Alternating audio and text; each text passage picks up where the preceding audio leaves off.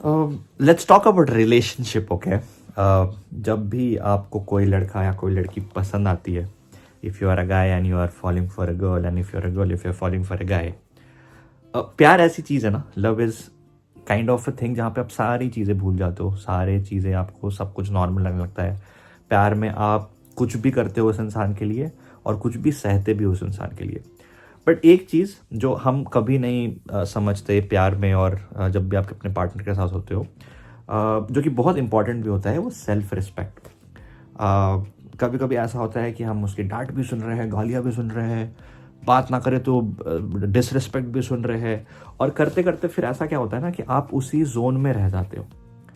ऐसा हो सकता है कि वो आपके लिए राइट चॉइस नहीं था, और कल को जब आपके लिए कोई राइट चॉइस आता भी है ना, तो वो बंदा तो आपके लिए बहुत अच्छा होता है। बट अगर आप एज अ गर्ल हो, या फिर आप हो सकता है कि आपको कोई लड़की अप्रोच कर रही है, कोई लड़का अप्रोच कर रहा है, और आपने अपने पास रिलेशनशिप से इतना ट्रॉमा, इतना डिप्रेशन, इतना चीज़ रख लिया ना अपने पास कि आपको लगता है कि ये बंदा भी वैसा ही है या बंदी भी वैसा ही है। फिर आप क्या करते हो, जो डिप्रेशन, जो ट्रॉमा आपको पहले मिला होता है, आप इस बंदे पे इम्पोज करते रहते हो। और फिर उस सामने वाले बंदे को लगता है यार मेरी क्या गलती यार, मैं तो ऐसा ही हूँ, मैं तो अच्छा हूँ यार, मैंने तो सब कुछ दिल से किया था यार, मैं तो दिल से कर रही थी यार, और ये बंदा मेरे लिए ऐसा क्यों क्यों कर रहा है, मतलब मैं इसको बोल रही हूँ कि मैं अभी जा रही हूँ बाहर किसी के साथ, तो ये मेरे पे शक क्यों कर रहा है, राइट। मतलब जस्ट बिकॉज क्योंकि आपको किसी और ने मेंटली इतना इतना इफेक्ट किया था कि आप उसके बियॉन्ड निकल ही नहीं पाते हो।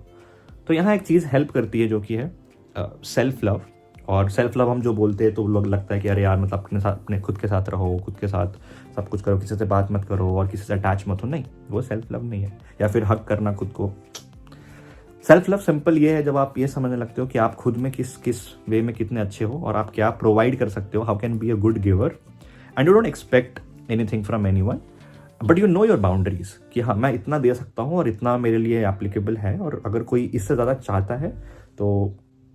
वो मेरे लिए खुद के लिए रॉन्ग है, और सामने वाले के लिए मैं इतना ही कर सकता हूँ। इसी के साथ साथ अगर आपको फॉर एग्जांपल अगर दूँ, समझ लो कि एक बैंक अकाउंट है आपका, उसमें बहुत सारे पैसे हैं और उसमें आपने बहुत सारे पैसे जमा करके रखे हैं। कल को कोई आता है, आपसे पैसे मांगता है, आप उसको देते हो, और जितना मांगता है आप देते जाते हो, ठीक है। बट एक टाइम पे आपको ऐसा लगेगा कि यार अब मैं ज़्यादा ही दे रहा हूँ, राइट, अब ये बार बार मैं दे रहा हूँ, मुझे रिटर्न नहीं मिल रहा है,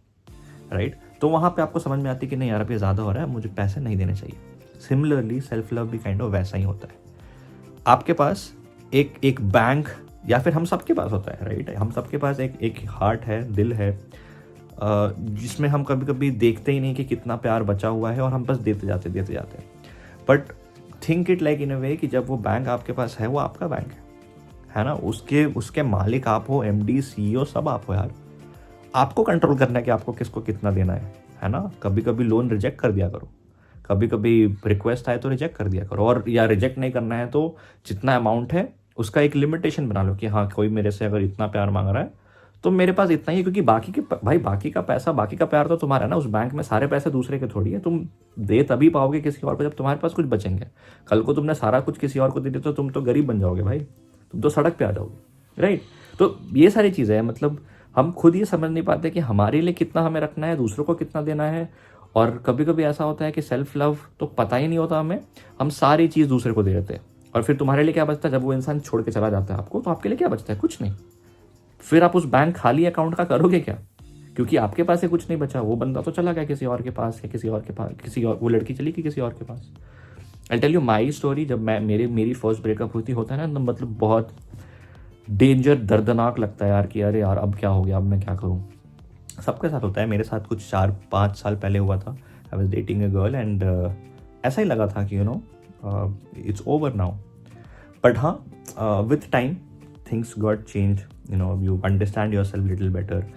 you want to grow a little more. आपको लगता है कि नहीं यार अब थोड़ा सा ना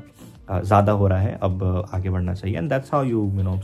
सेल्फ लव और maybe self awareness helps you. Because फिर आपको लगता है कि ना अब जो चीज़ें में मैं अच्छा था वो चीज़ें भी नहीं कर पा रहा हूँ मैं, क्योंकि आपका बैंक तो खाली हो रहा है ना, आपके पास पैसे ही नहीं बच रहे, कुछ रिसोर्सेज ही नहीं है आपके पास, तो अपनी खुद की चीज़ आप किसी और को दे रहे हो, और ये नहीं समझ रहे हो कि वो आपकी चीज़ थी जिससे आप कुछ ज़्यादा ही बड़ा कर सकते थे, कुछ अच्छा ही कर सकते थे, बट आपने तो किसी और को दे दी, है ना? अगर आप स्विमिंग पूल में गिर जाओ और आपको स्विमिंग नहीं आती है, आपके पास कॉस्ट्यूम है और आपने किसी और को दे दिया, तो आपके जीने के चांसेस या सर्वाइव करने के चांसेस तो और भी कम हो जाएंगे, राइट? तो सिमिलरली यही बात है कि जब भी ऐसा कुछ हो आपके साथ लाइफ में, तो बस इतना समझो कि भाई आपका जो बैंक है ना वो फुलफिल रहना चाहिए। क्योंकि देखो ये गलत बात भी नहीं किसी को प्यार देना, बट इतना समझो कि कल को अगर कोई चीज़ ऐसी हो जाए, क्योंकि you never know, you can control your life at the end of the day. You can communicate, you can speak, but still even अगर 1% चांसेस ऐसे हो जाते हैं कि like you are devastated and you have nothing to do, learn to start from zero and get back to your own self. और किसी को ऐसा मत करो कि यार उसको प्यार से ही नफरत हो जाए या उसको लगे कि नहीं यार पिछले वाले ने ऐसा किया था, अब इस बार क्या होगा।